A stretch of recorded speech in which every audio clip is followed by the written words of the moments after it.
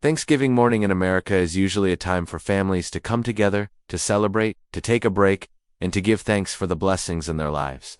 But on November 27, 2025, something felt different, something sharp, unsettling. The warmth of the morning, filled with the sound of children watching parade floats on TV and the scent of turkey filling the air, was pierced by the sound of a tweet that would change the course of political history.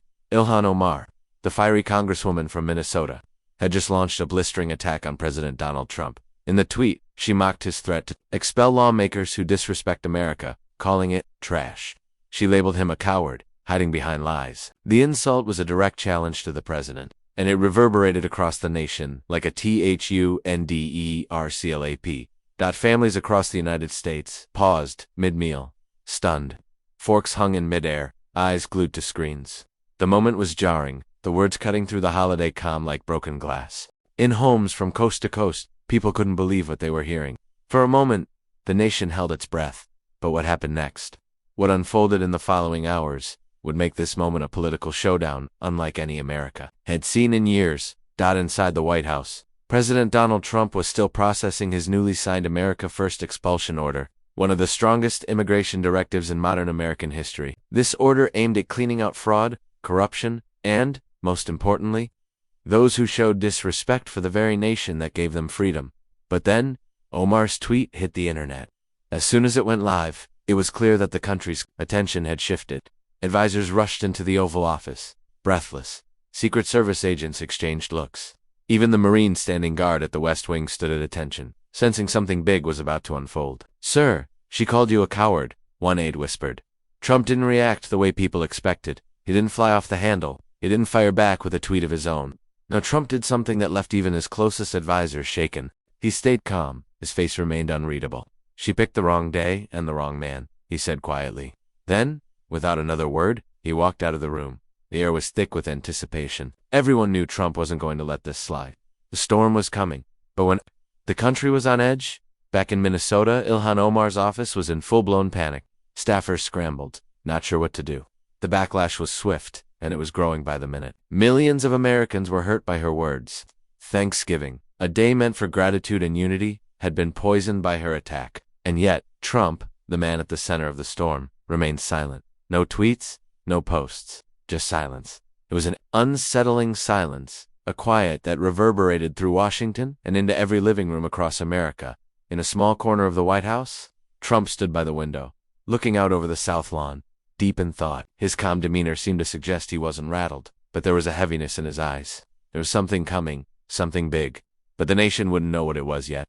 The nation's pulse quickened as Omar's words spread, like wildfire. The news anchors, who had planned to spend their Thanksgiving relaxing, were suddenly on air, unprepared and unpolished, as they scrambled to cover the growing controversy. In homes across the country, people felt the sting of betrayal. It wasn't just Omar's words that hurt, it was the timing. Why attack the president on Thanksgiving? Across the nation, people were speaking out.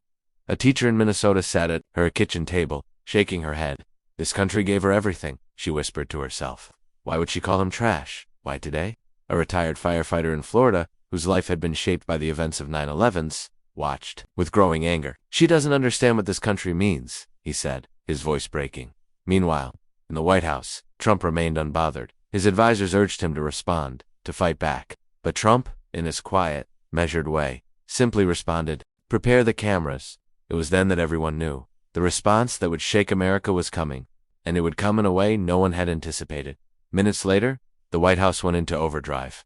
Staff rushed to set up cameras, technicians scrambled to bring in equipment, and Secret Service agents took their positions. The president's speech was about to go live. It wasn't just another political speech. This was going to be different. Across the country, the shockwaves of Trump's silence had spread. In living rooms, kitchens, and hospitals, Americans paused, unsure of what was to come. Was Trump going to attack Omar? Was he going to let this go? The tension in the air was palpable. Trump stepped in front of the podium, wearing no jacket, just his trademark red tie. The room fell silent. Cameras were poised. Reporters, many of whom were off duty for the holiday, sat frozen in their chairs. They knew that this wasn't just another moment in a long political battle. This was history in the making. He spoke slowly, deliberately, with the kind of authority that comes with years of experience. "On this beautiful Thanksgiving Day," he began, "Americans should be celebrating their blessings. Instead, we've been hit with hatred, lies, and disrespect toward the very country that gave us everything. Trump's voice was calm, but the words hit hard. He wasn't just talking about Omar. He was talking to every American who had ever felt disrespected by the political elite. When Ilhan Omar called my warning trash, he continued, she wasn't attacking me. She was attacking you. She was attacking the American people.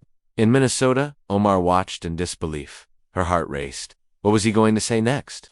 Trump lifted a simple, unmarked folder, and the room held its breath. He didn't need to say much. The simple act of holding the folder spoke volumes. He placed it slowly on the podium, his eyes never leaving the camera. I have documents here, Trump said, his voice tinged with disappointment. Documents that show there have been serious concerns about fraud, corruption, and dishonesty in connection to Ilhan Omar's rise to power.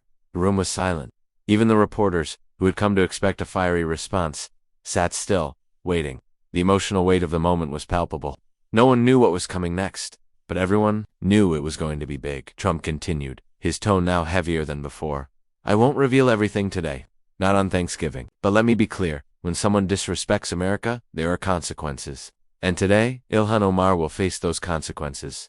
Across America, people sat in stunned silence. Some wiped away tears, others clenched their fists. Trump's words weren't just political, they were personal. He wasn't defending himself, he was defending the nation, the values that America had been built on. The cameras zoomed in on Trump's face as he placed the folder back on the podium. This isn't just about me, it's about all of us. This is about America. Back in Minnesota, Omar's staff was in full panic mode.